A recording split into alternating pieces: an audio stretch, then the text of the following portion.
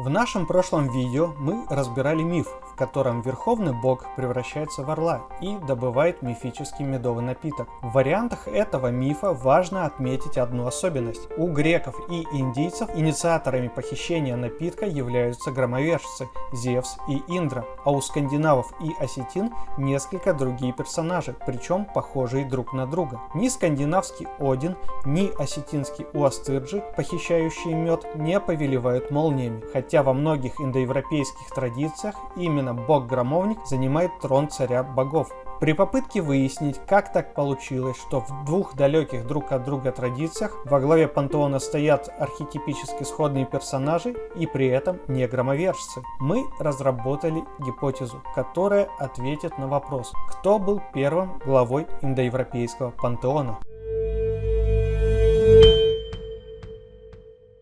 В своем исследовании мы будем опираться на 4 мифологии – индийскую, греческую, скандинавскую и осетинскую, так как они сохранились наиболее полно. Сразу отметим отличия этих традиций. Греческая и индийская мифологии зафиксированы на более высоком этапе развития, так как в них боги являются бессмертными, отсутствует миф о конце света, а тексты были записаны носителями самой традиции. Будем условно называть эти мифологии развитыми. Также отметим, что индийская языческая традиция никогда не прерывалась. Исландские эдды были записаны уже после христианизации в 13 веке, когда народ еще помнил древних богов, но уже не поклонялся им. Что касается скандинавской мифологии, то боги не являются бессмертными и непобедимыми. Сбором и систематизацией осетинских текстов занимались фольклористы 19-20 веков. В необычном двоеверческом положении находится осетинская традиция. Синкретизм христианства с осетинской религией дал необычный результат. Большинство богов были переименованы в христианских святых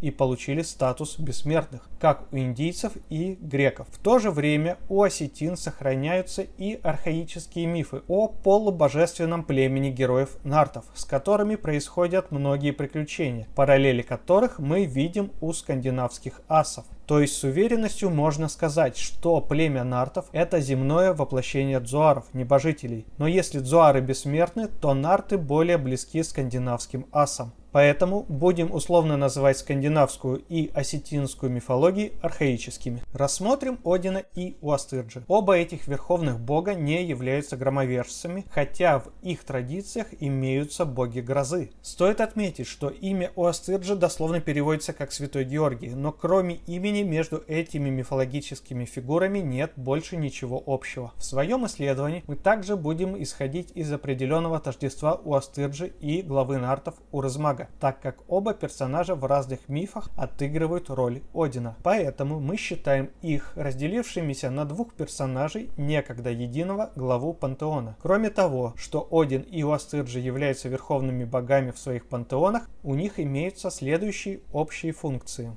Оба персонажа отодвигают на второй план громовержца, хотя бог грома занимает высокое положение, он все равно лишь номер 2. У скандинавов это Тор, у осетин Уацилла. Оба покровительствуют воинам, путникам и клятвам. Оба обладают божественным конем. У Одина Слейпнир, у Уастырджи Авсург, у Урызмага Орфан. Германцы оставляли некошенный участок Нивы для коня Одина, осетины для коня Уастырджи. Обоих персонажей сопровождают волки или псы. Одина сопровождают 2 волка, Уастырджи гончая, Урызмага прародительница земных псов Силам. Оба персонажа участвуют в мифе о похищении напитка. Оба персонажа участвуют в мифе о потере сына. Этот сюжет также является параллельным, но известен лишь в скандинавской и осетинской традициях. У скандинавов Один теряет Бальдра, у осетин вместо Уастырджи в данном мифе участвует глава нартов Урызмаг, который теряет безымянного сына. Для полноты параллелей разберем мифы более подробно. Так как оба персонажа используют для перемещения мифических коней, в дальнейшем будем называть данный архетип всадник, чтобы отличать от богов-громовержцев. Перед началом анализа мифов введем такое понятие, как эффект заменителя. Данная функция необходима для снятия противоречий, возникающих при каких-либо изменениях в традиции. В осетинской мифологии таким изменением стала христианизация, которая разделила древний осетинский пантеон на возвышенных дзуаров и земных нартов. И когда в двух параллельных мифах роль исполняет Один, а в осетинских на его месте мы в одном случае видим Уастырджи, а в другом Урызмага, это означает, что во втором случае понадобилась замена персонажа. Каждый случай, при котором срабатывает эффект заменителя, мы будем разбирать индивидуально. Скандинавский миф приводим по сказанию видения Гюльви, младшая Эда. Из-за проделок Локи погибает сын Одина Бальдер. В погребальный костер Один кладет для сына кольцо Драупнир, после чего Бальдра сжигают. Один дает своего коня Слейпнира сыну Хермоду и отправляет его в загробный мир Хельхейм, чтобы он договорился о возвращении Бальдра. Хермод едет 9 ночей, пока не добирается до моста, ведущего в загробный мир. Мост позволяет перейти через реку Гьёль, но его охраняет привратница Модгут. Она узнает у Хермода его имя и цель визита, после чего рассказывает, что Бальдер день назад проезжал по мосту, а затем пропускает всадника. Хермод добирается до ворот в Хель и перескакивает их на Слейпнире. В палатах он встречается с Бальдером, занимающим почетное место. На утро Хель рассказывает об условиях, при которых она отпустит брата в мир живых, а Бальдер просит Хермода передать кольцу Драупнир Одину. Осетинский миф приводим по сказанию безымянный сын Урызмага.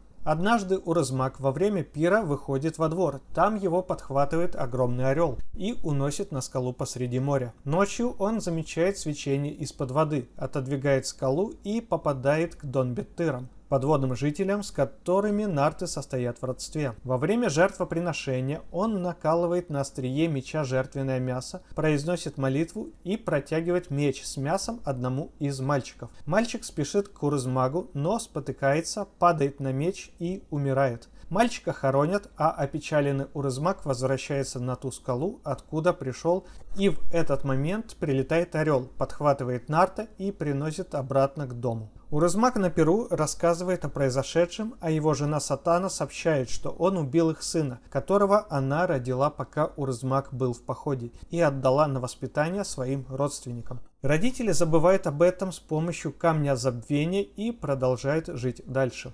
Так как родители перестают устраивать поминки по сыну, это не устраивает мальчика в загробном мире. Он отпрашивается на 9 дней у загробного бога Барастыра, чтобы посетить родителей. Чтобы мертвецы не последовали за ним, мальчик переворачивает подковы коня, чтобы они смотрели назад, и покидает загробный мир через ворота, который открывает привратница Аминон. Мальчик приходит в родительский дом, но его не узнают, после чего он зовет Урызмага отправиться в поход. Из похода они приводят много скота, после чего мальчик называет себя и просит не забывать устраивать по нему поминки. Он разворачивает коня и спешит к воротам в загробный мир, так как ему нужно успеть до заката. Узнав обо всем, Сатана спешит за сыном и кричит, чтобы он в последний раз обернулся. Но мальчик отвечает, что у него нет времени, так как после заката ему не откроют ворота. Сатана молит Бога, чтобы солнце мертвых подольше сегодня светило на горные снега. Мальчик подъезжает к воротам, но привратница Аминон говорит, что он опоздал. Тогда мальчик указывает на солнечные лучи на горных снегах, и привратница открывает ворота. В этот момент Сатана видит лицо сына и бросает ему вдогонку свое кольцо, которое само обвивается вокруг пальца. Ворота закрываются, и сын Урызмага навсегда занимает почетное место на коленях у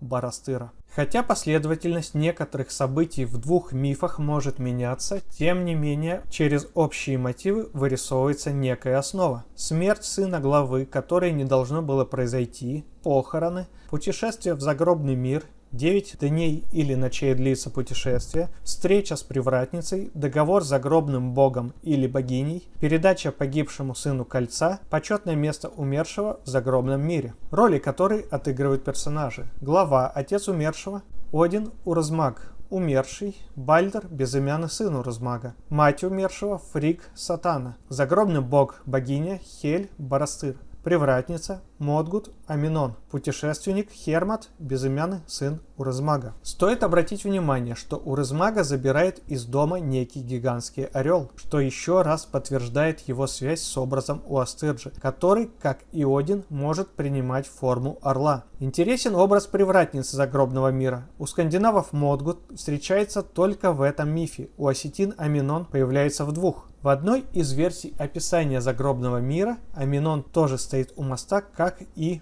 Модгут. Высока вероятность, что оба мифа имеют общее древнее происхождение, так как в них совпадает слишком много мотивов. Следующим параллельным мифом, где участвуют верховные боги, является похищение божественного напитка орлом. Более подробно элементы мифа разобраны в нашем прошлом видео. Здесь же ограничимся кратким описанием последовательности мотивов.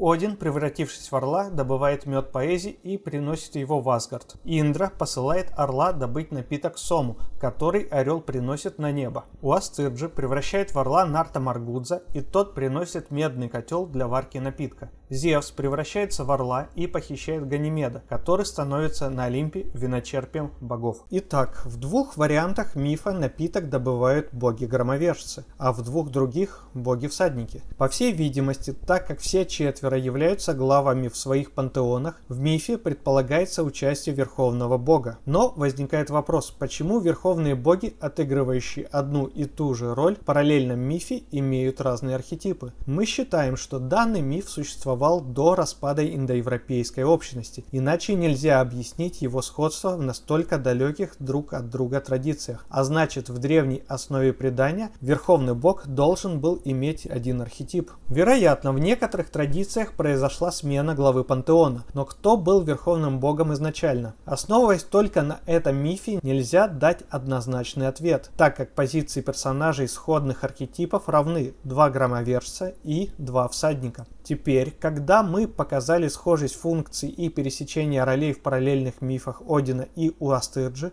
а также увидели, что на этих же позициях в других традициях находятся громовержцы, можно предположить, что архетип всадник вполне может побороться с громовержцем за первенство в индоевропейском пантеоне. Выявление изначального архетипа главы индоевропейского пантеона будет основной целью данного исследования, так как, основываясь только на одном параллельном мифе, это сделать невозможно. Миф о победе над змеем. Данный мотив давно был замечен исследователями и даже назван индоевропейским основным мифом. Но на самом деле этот сюжет один из многих параллельных мифов, которые можно найти в индоевропейских традициях. Не будем разбирать все детали сюжета, просто кратко обрисуем общую картину. Финальный бой Тора с Йормунгандом происходит во время Рагнарёка. Змей выползает из моря, и Тор сносит ему голову молотом.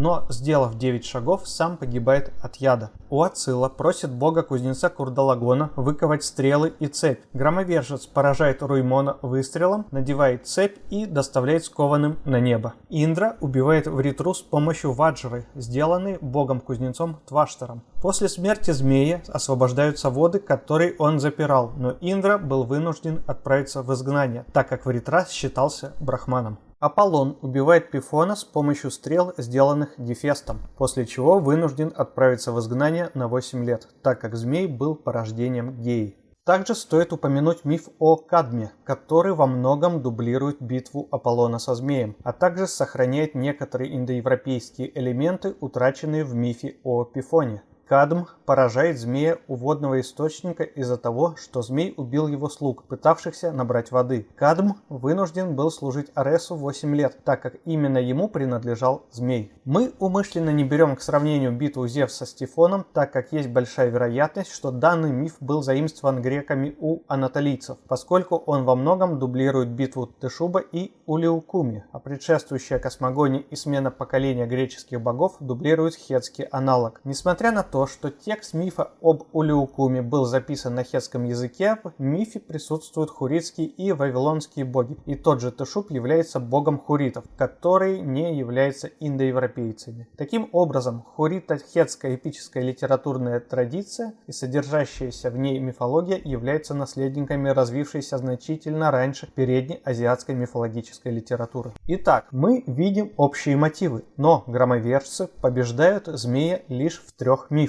в то время как в греческом варианте змееборцем выступает Аполлон, хотя в этой роли логичнее было бы видеть Зевса. Вполне возможно, что в греческой традиции сработал эффект заменителя, как в случае с Уастырджи и Урызмагом. По какой причине понадобилось менять громовержца на другого персонажа, станет ясно после анализа следующего мифа. Миф о борьбе со змеем можно с огромной долей вероятности считать привязанным к архетипу громовержца, так как в 3 из 4 вариантов мы мы имеем богов-громовников, вне зависимости от того, являлся ли он главой пантеона. Для подтверждения роли Аполлона как заменителя-громовержца кратко опишем параллельный миф, подробно разобранный нами в прошлом видео. Основные действующие лица – это хозяин коров, у которого воруют скот, и похититель, персонаж с чертами Трикстера, или племя демонов в индийском варианте. В скандинавской мифологии отсутствует подобный сюжет, поэтому рассмотрим 3 остальные традиции. Гермес похищает коров у старшего брата Аполлона и прячет в пещере, принося 2 в жертву. Аполлон приходит с обыском, но ничего не находит, и братья отправляются на Олимп к Зевсу. Зевс приказывает решить дело миром, Гермес возвращает корову брату и дарит ему изобретенную им кефару. Аполлон принимает кефару, дарит коров Гермесу и принимает его в семью богов. Сердон похищает большую корову у старшего брата Хамыца, режет ее и варит в большом котле в своем тайном доме. Хамыц с помощью собаки находит дом и приходит с обыском. Он забирает мясо коровы и убивает сыновей Сердона. Сердон находит останки сыновей в котле и из руки старшего создает музыкальный инструмент фандыр. Похоронив сыновей, Сердон отправляется на Нихас к нартам. Сердон играет на собрании на фандыре и поет свою грустную песню, а затем дарит фандыр нартам и просит позволить жить вместе с ними. Растроганные нарты принимают в дар фандыр, а Урзмак, как старший, принимает Сердона в племя нартов. Племя демонов Паньев похищает стадо коров Индры и прячет в пещере. Индра с помощью божественной суки Сарамы находит демонов и побеждает их. С помощью песнопений ангерасов раскалывается пещера, и Индра возвращает себе коров.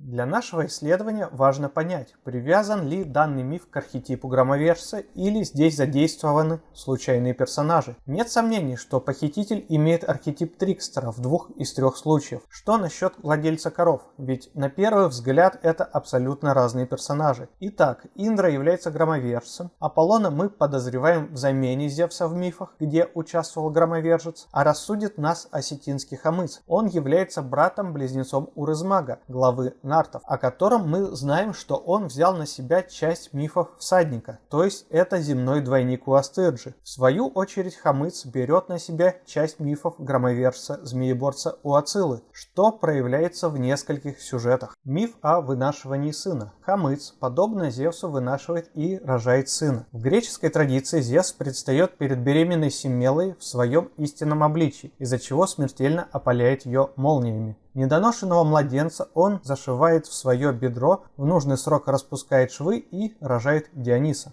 Хамыц был женат на Быценон из рода Быцента. Днем она превращалась в лягушку, а ночью становилась человеком. Хамыц нарушает запрет, из-за чего беременная супруга вынуждена вернуться в родительский дом. Перед уходом она вдыхает между лопаток Хамыцу их сына, после чего у него на спине появляется опухоль. В положенный срок Сатана разрезает опухоль. Так из спины Хамыца рождается Нарт Батрац. У царя Юванашвы не получалось зачать ребенка. Лесные старцы провели обряд в честь Индры и подготовили напиток для его жены. Юванашва по ошибке выпивает зелье, и в положенный срок из бока царя рождается сын Мандхатри. Индра становится опекуном младенца. Последовательность мотивов греческого, осетинского и индийского мифов совпадают. Невозможность супруги выносить и родить сына, помещение сына в тело отца, вынашивание ребенка отцом определенный срок, рождение сына из тела отца. Миф о появлении луны звезды.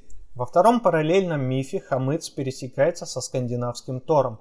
Однажды Тор бился с великаном Хрунгнером. Тор метнул в великана молот Мьёльнир, а великан в громовержца Точила.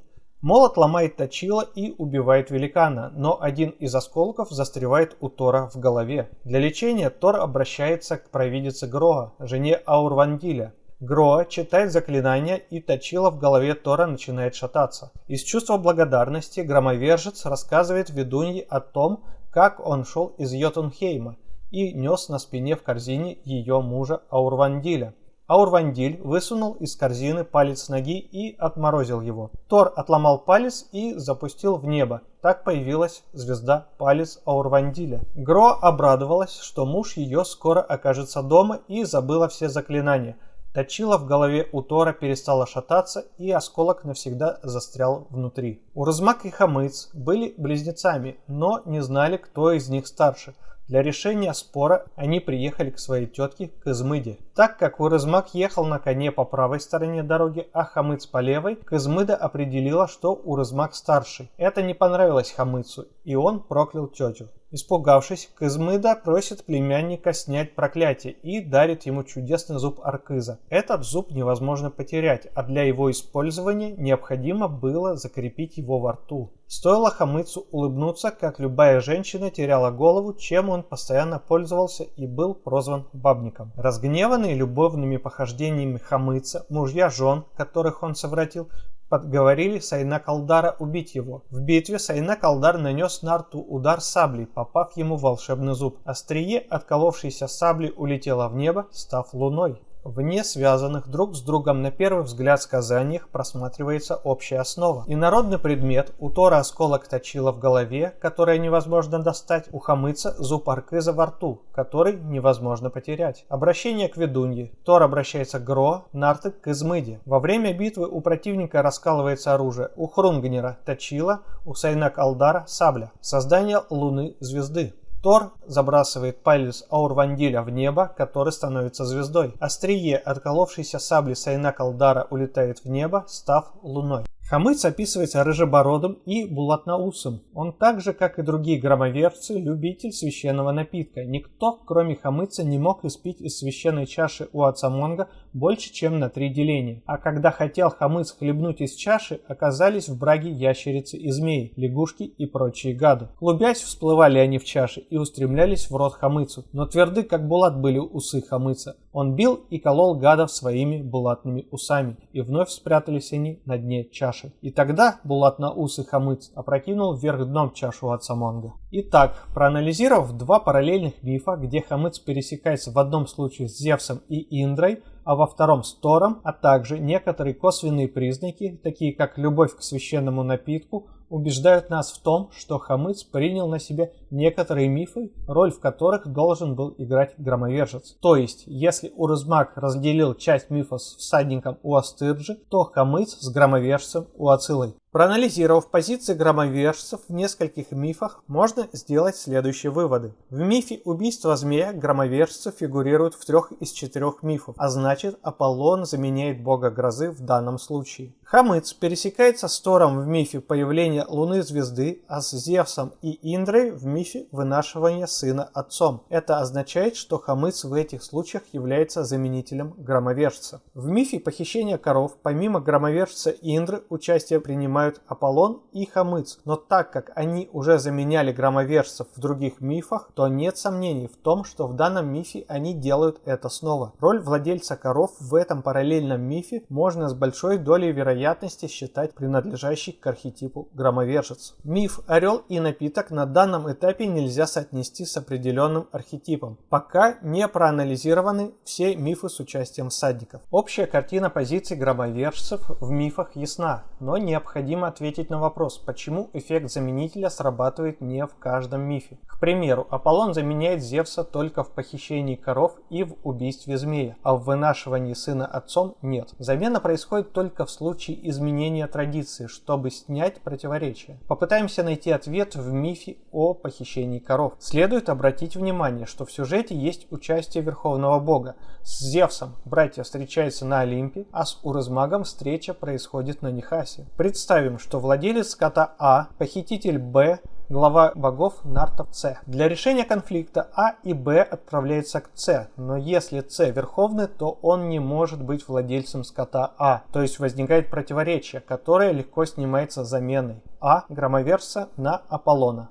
Такая модель приводит нас к следующему выводу. Раз громовержец был изначально на месте владельца скота А, то он не мог быть и главой пантеона С, иначе ему бы пришлось отправиться для разрешения конфликта к самому себе. Это же подтверждается осетинским мифом, который, по всей видимости, сохранил изначальные позиции. Владелец скота А, Хамыц, громовержец, вместе с похитителем Б, Сардоном, Трикстером отправляется к главе Нартов С, Урызмагу, всаднику. То есть, возможная причина, по которой Аполлону понадобилось заменять громовержца, это занятие Зевсом громовержцем трона царя богов. А вот в индийском варианте противоречия нет, так как здесь отсутствует брат-похититель Б, а с ним и мотив с примирением. И коров похищает племя демонов. Так как как Индри ни с кем не нужно мириться, а достаточно просто уничтожить демонов, он сохраняет роль громоверца, царя богов и владельца коров в одном лице. В греческом сюжете о вынашивании сына тоже нет противоречий, поэтому миф громоверца остается у Зевса, так как в замене на другого персонажа не было необходимости. Схема смены главы пантеона. В целом мы можем сказать, что у проиндоевропейцев было слово «диеус», означающее «небеса», независимо от того, рассматривались ли они как космическая сущность или как божественная фигура, и «дейвос» – небожитель, бог. В науке существует гипотеза, согласно которой реконструированный индоевропейский бог с именем Диеус Патер, небо-отец, был первым главой пантеона. Следующие имена богов являются когнатами и этимологически происходят от Диеус. Зевс и Юпитер являлись громоверцами и главами пантеона. Индийский Дьяус почитался как бог неба, а лувийский Тиват был богом солнца. Религиовед Мирча Илиада считал Дьяуса верховным небесным богом,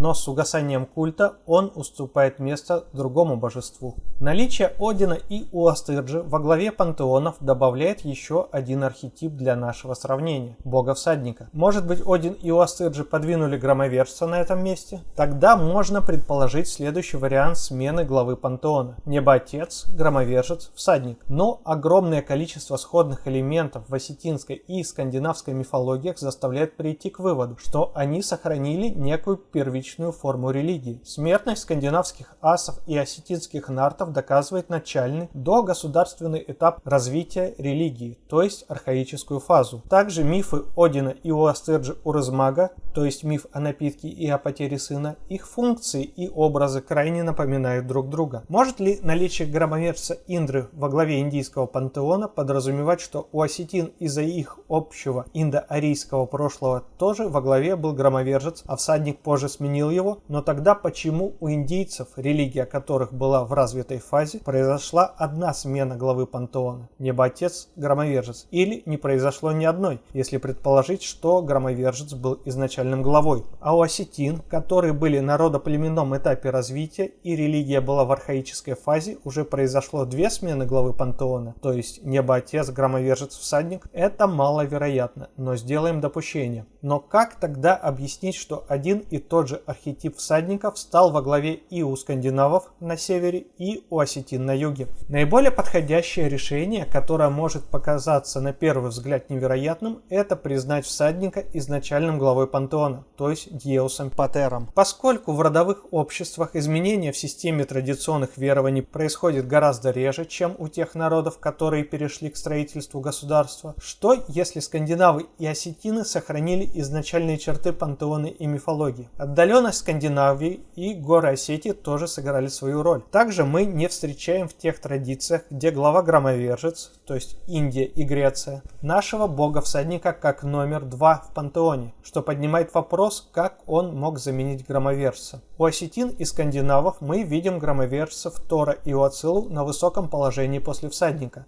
То есть мы наблюдаем, вероятно, проиндоевропейскую позицию. Всадник номер 1, громовержец номер 2. С этой позиции громовержец вполне мог потеснить главу пантеона и стать номером 1, как Зевс в Греции и Индра в Индии. Но обратный вариант, где Один и Уастырджи постеснили бы изначально главного громовержца, представить сложнее, поскольку мы не видим всадника номером 2 при громовержце как главе пантеона. Зато мы встречаем униженного Дьяуса у индийцев и весьма второстепенного Посейдона у греков, что говорит об угасании культа, о чем мы расскажем дальше.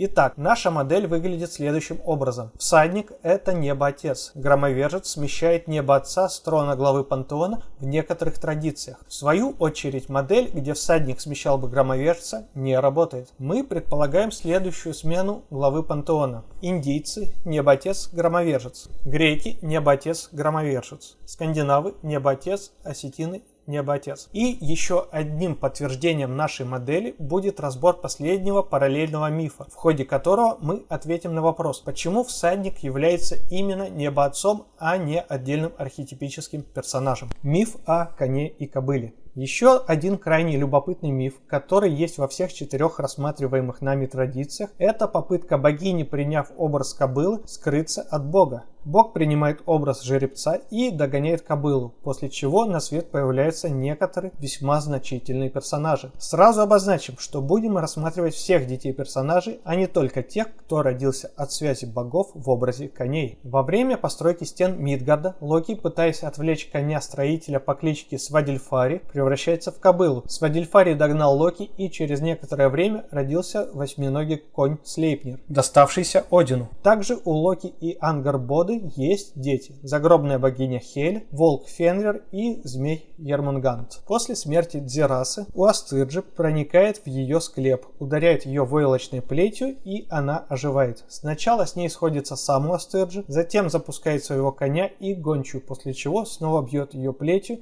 и Дзираса умирает. Через год от мертвой Дзирасы рождается будущая жена главы нартов Урзмага Сатана, прародитель всех коней Арфан и прародительница всех собак Силам. Их всех забирает к себе Урзмаг. Вивасват в образе коня догоняет супругу Саранью в образе кобылы. Рождаются близнецы-всадники Ашвины. Помимо Ашвинов, они родители загробного властителя Ямы и его сестры Ями. Посейдон в образе коня догоняет Диметру в образе кобылы. И на свет появляется Диспойна и конь Орион. Имеет смысл начать со сравнения детей. Дочь Хель, хозяйка загробного мира Хельхейма, наполовину синяя, наполовину цвета мяса. Сатана также имеет загробные черты, родившись от мертвой Дзирасы, но она скорее отыгрывает роль Фрик, являясь супругой Урзмага. Также она с Урзмагом участвует в параллельном мифе о женитьбе брата и сестры. Как Яма и Ями, но в отличие от индийского мифа, брак получается. Ями, безусловно, имеет загробные черты, но так как Яма отказывает ей в замужестве, Ями больше ассоциируется с ночью и рекой Ямуной. Диспойна, дословно владычица, у греков иногда считается второй дочерью Диметры, а иногда это эпитет Персефоны, которая является супругой Аида.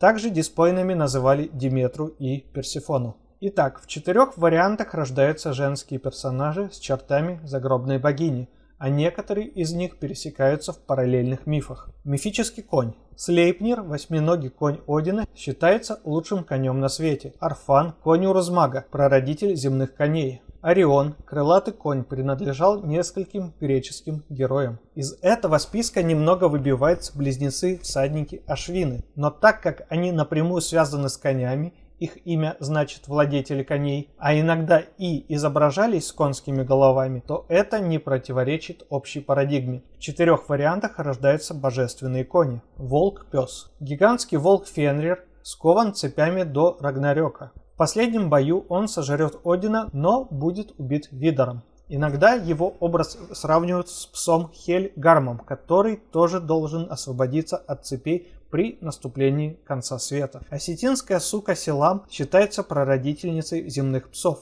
Она помогает Урзмагу при закалке Сослана и больше напоминает индийскую Сараму, мать четырехглазых псов Ямы. Данные персонажи появляются в 2 вариантах. Остальные. В скандинавской традиции потомком Локи также является и змей Йормунгант. Здесь северные мифы скорее выбиваются из ряда, так как Трикстер Локи, аналог Гермеса, Нарады и Сардона, здесь становится отцом всех чудовищ, чего мы и близко не видим в других традициях. В индийской мифологии сыном Вивасвата является загробный владыка Яма, что вполне логично, так как он брат-близнец Ями. Но подобных персонажей мы не наблюдаем в других традициях. Позднее к потомкам Вивасвата приписывают еще ряд персонажей, но мы взяли наиболее ранний вариант. Супруга. Гораздо сложнее обстоит дело с богинями, так как кроме того, что они являются матерями ряда персонажей и превращаются в кобылу, общего у них крайне мало. Об Ангарбоде и Саранью почти ничего не сообщается, кроме краткого упоминания. Диметра – богиня плодородия, а происхождение Дзирасы больше напоминает родословную Фрей, дочь морского владыки, имеющая черты девы-птицы. Но все эти женские персонажи в какой-то степени являются богинями-матерями, не находящими аналогий. Сюжет превращения Локи в кобылу, аналогично перечисленным богиням, считаем поздним и неоригинальным. Бог-конь.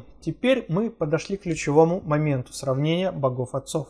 Локи. Так как видны общие черты большинства детей, то можно предполагать некое тождество отцов. Сразу исключим из этого списка Локи, который в одном случае является матерью коня Слейпнира, в другом отцом чудовищ, что заставляет сделать вывод о вторичности этой роли. Есть основания полагать, что на его месте должен был быть другой персонаж. У Астырджи здесь мы видим типичного бога-всадника, главу пантеона, и весьма логично, что именно он участвует в этом мифе. Но огромное отличие от скандинавской традиции состоит в том, что дети от этого союза не являются чудовищами, хотя архетипически они соответствуют скандинавскому мифу. Стоит упомянуть интересный эпизод, где подтверждается связь у Астырджи с небом, так как все дзуары живут на вершинах гор и только у Астырджи спускается с неба. В Ардженарак за Татартупом заехали они и на Круб-гору, где стоит дом Светлого Елия, и в дом славного Никола на вершину Уаза, и на вершину Адай к могучему Авсати, и на Кариу-гору, где стоит святилище Фалвара, покровителя скота. С небес же призвали они небожителя Уастырджи. Вивасват. Данного персонажа в послеведийский период стали ассоциировать с Сурией, богом солнца. Мы предполагаем, что данный миф мог принадлежать Дьяусу и после его падения перешел к Вивасвату. Для этого есть следующие основания. В Ригведе Агни упоминается как вестник и Хатар,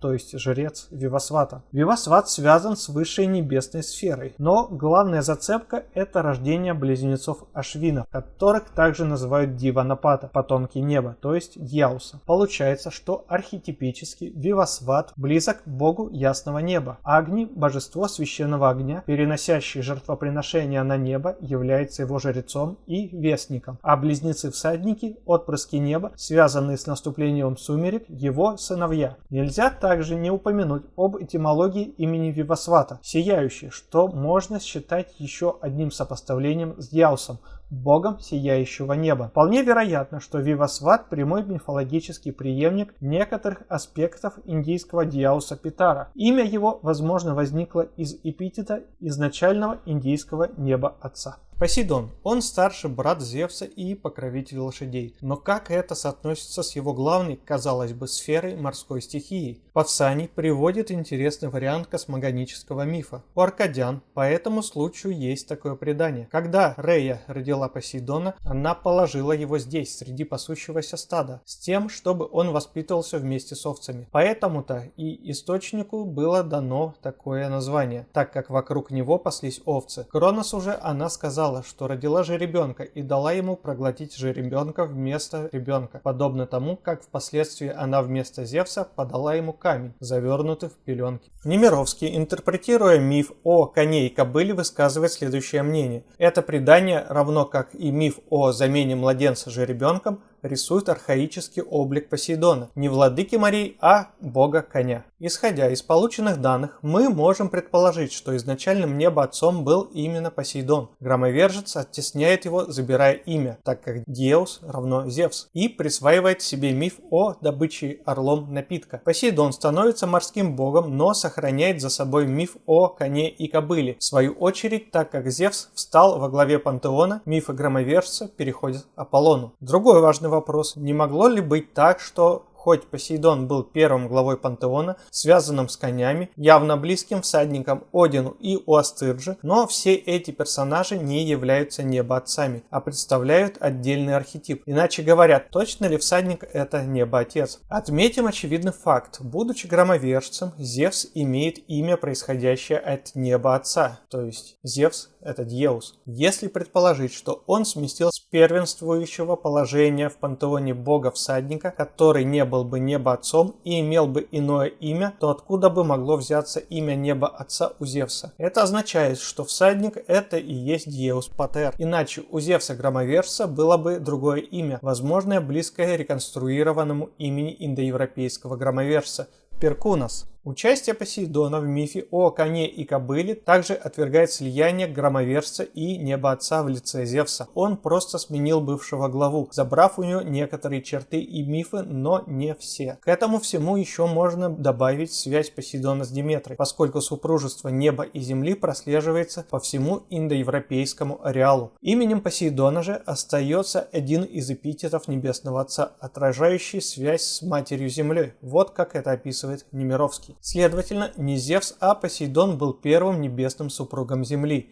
и ее владыкой. О связи с Землей свидетельствуют и эпитеты: Фетальмий, производящий, Эпогесей и Геох, землеколебатель. И если первый из них практически рано ушел в прошлое, то и в новой ипостаси Посейдона продолжали называть землеколебателем, так как Вивасват и Посейдон оказываются на одной позиции с Уастырджи, играя роль бога коня, а Уастырджи принадлежит архетипу всадника, то Вивасвата и Посейдона также можно считать всадниками. А так как у троих персонажей есть некоторые черты, по которым их можно связать с Небоотцом, то, соответственно, архетип всадник никто иной, как Небоотец, то есть Дьеус Патер. Так как 3 из 4 бога коня являются Дьеусами, то можно предположить, что на месте Локи изначально эту роль исполнял Один. Данный миф привязан к архетипу Небесного Отца, так же, как змееборческий миф к Громовержцу. Немного сложнее реконструировать архетип супруги Кобылы, но так как в одном случае появляется Диметра, то есть Мать-Земля, можно предположить, что именно этот образ был в изначальном мифе, так как индийский Дьяус Питар – супруг Притхиви Земли, а у Одина и Йорд Земли рождается Тор. Также в потомках бога коня получается рассмотреть образ загробной хозяйки в 4 из 4 случаев, мифического коня в 4 из 4 случаев и волка-пса в 2 из 4 случаев. Несмотря на то, что Один выпадает из последнего мифа, тем не менее стоит упомянуть некоторые его черты, которые можно сопоставить с функциями Неба-Отца. Позвал Всеотец Ночь и Сына, ее по имени День, и дал им 2 коней и 2 колесницы, и послал их в небо, дабы раз в сутки объезжали они всю землю. Впереди несется ночь, и правит конем инистая грива, и каждое утро орошает землю пена, стекающая с его удил, а конь дня зовется Ясная грива, и грива его озаряет землю и воздух. Сравним этот отрывок с крайне любопытным мифом одного из нуристанских племен – просунцев, который относится к индоиранской ветви. В просунском селении Сейчи лежал у подножия горы большой камень. Это был михроб, алтарь, где приносили жертвы, молясь богу ясного неба, Аспавогу, чтобы всегда солнце светило над долинами Просуна. Аспавогу был хозяином 2 коней – Суву, что значит золотой, и Уру, серебряный. Утром он выпускал по небесному своду Суву, навьючив на него солнце, а вечером Уру, навьючив на него луну. Можно также вспомнить латышского бога лошадей Усинша. У него 2 сына с красными головками. Одного он посылает в ночное, другого в поле с сахою. То есть в этих традициях мы опять находим некого небесного бога с конями, имеющими связь со сменой времени суток. Черты Неба Отца также видел в Одине Мартин Уэст, хоть и не считал его напрямую Дьеусом. Германское соответствие богу Дьеус трудно идентифицировать, поскольку, как уже отмечалось, скандинавский Тюр и его континентальные аналоги, по-видимому, получили свои имена от общего титула Дейвас и не похожи на Дьеус по функциям. Однако, возможно, что вот он, Один, не будучи прямым продолжением Дьеус, унаследовал некоторые его черты.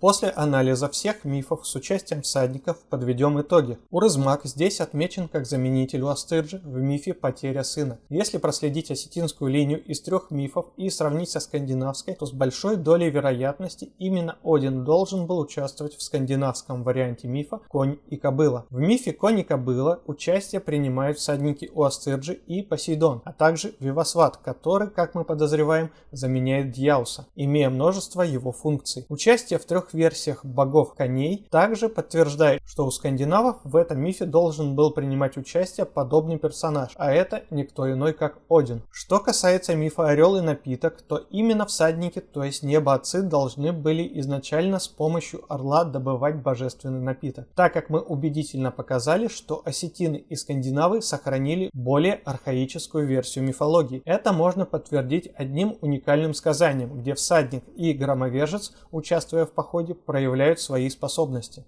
И тут стал у Ацила бить небо о землю, и на землю опрокинулся ливень. И видно было, как сквозь потоки ливня сверкали молнии, и гром гремел непрестанно. Медную башню трясло, она клонилась то в одну, то в другую сторону, как будто хотела опрокинуться. Взглянула в окно дочь Адыла, чтобы узнать, не погибли ли все люди. А Уастырджи, приняв вид орла, сидел на карнизе башни, и как только выглянула она, сразу кинулся к ней, схватил ее своими когтями и опустил девушку к подножию башни. Здесь мы видим способности всадника превращаться в орла вне мифа о похищении напитка, а наличие здесь громовержца снова подтверждает, что в изначальном варианте именно всадник, то есть Небо-Отец, был орлом-похитителем напитка. Посейдон перестает быть главой пантеона, удаляется в море, но связь с Диметрой, миф о коне и кобыле, покровительство лошадям и эпитет колебатель земли выдает в нем архаические черты. Громовержец забирает у бывшего царя имя Зевс, то есть Диаус, миф про напиток, а свои мифы, которые мы встречаем у других громовержцев, передает Аполлону. В данном варианте Индра занимает трон царя богов, забирает у Дьяуса Петара миф о напитке, но также сохраняет у себя мифы громовержца, в отличие от греков. Дьяус сохраняет у себя только имя и связь с матерью землей. Миф про коня и кобылу переходит к Вивасвату, которого потом начинает отождествлять с Сурьей. Но так как у Вивасвата рождаются Ашвины, то есть Диванапата, потомки неба, можно заметить некоторую преемственность Вивасвата от Дьяуса. Скандинавская традиция перенесла миф о коне и кобыле от Одина к Локи, так как только здесь произошла демонизация архетипического трикстера, превратилась в чудовищ и его потомство, хотя почти тот же список персонажей у осетин является вполне положительным. Для максимального унижения Локи в мифе именно он превращается в кобылу и рожает жеребенка. Так как мы считаем Урызмага земным воплощением у Астырджи, а Хамыца земным у Ацилы, по сути, у осетин сохранилось архаическое распределение мифов. Но также мы можем ответить на вопрос, почему у осетин раздвоился пантеон. Именно христианизация разделила богов на дзуаров-небожителей, присвоив им имена святых, и нартов, племя полубожественных героев, разделив участие в мифах между ними пополам. Пятый Дьеус. В ирландской мифологии мы не находим прямых параллельных мифов, как в вышеперечисленных традициях, но в наше поле зрения попал такой персонаж, как Дагда, некоторые черты которого мы находим у всех предполагаемых Дьеусов. Дагда строит стены крепости Бреса, Посейдон строит стены Трои, работая у царя Лаомедонта. У обоих возникает конфликт с работодателем. Брес пытается приговорить Дагду к смертной казни, Лаомедонт выгоняет Посейдона, не заплатив. Дагда имеет неиссякаемый котел, от которого никто не уходит голодным. У Астырджи добывает котел, напитка, однажды сваренного в нем, хватает на 7 лет, и потом каждый день, сколько ни пей, а котел делается все полнее и полнее. Дагда оживляет сына Кермайта прикосновением посоха. У Астырджи оживляет Зерасу и семью Маргудза ударом войлочной плети. Оба предмета как оживляют, так и убивают. Дагда имеет эпитет Оху Олахарь, всадник Всеотец. Один имеет эпитет Альфьорд, Всеотец. Дагда теряет сына Кермайта, как Один Бальдра или Урызмаг безымянного сына. Индоевропейский Небо-Отец был первым главой пантеона и имел более широкое участие в мифологии. Он участвовал в следующих мифах: Орел и напиток, Конь и кобыла, Потеря сына. Индоевропейский громовержец был вторым по значению после Неба-Отца. Он принимал участие в следующих мифах: убийство змея, похищение коров, вынашивание сына, появление луны, звезды. В скандинавской мифологии Один является Небо-Отцом, Тор является громовержцем. В осетинской мифологии у Астырджи является Небо-Отцом, у Ацилы является громовержцем. В индийской мифологии Дьяус Петар является Небо-Отцом, Индра является громовержцем. В греческой мифологии Посейдон был изначальным Небо-Отцом, Зевс является громовержцем. До следующего мифа.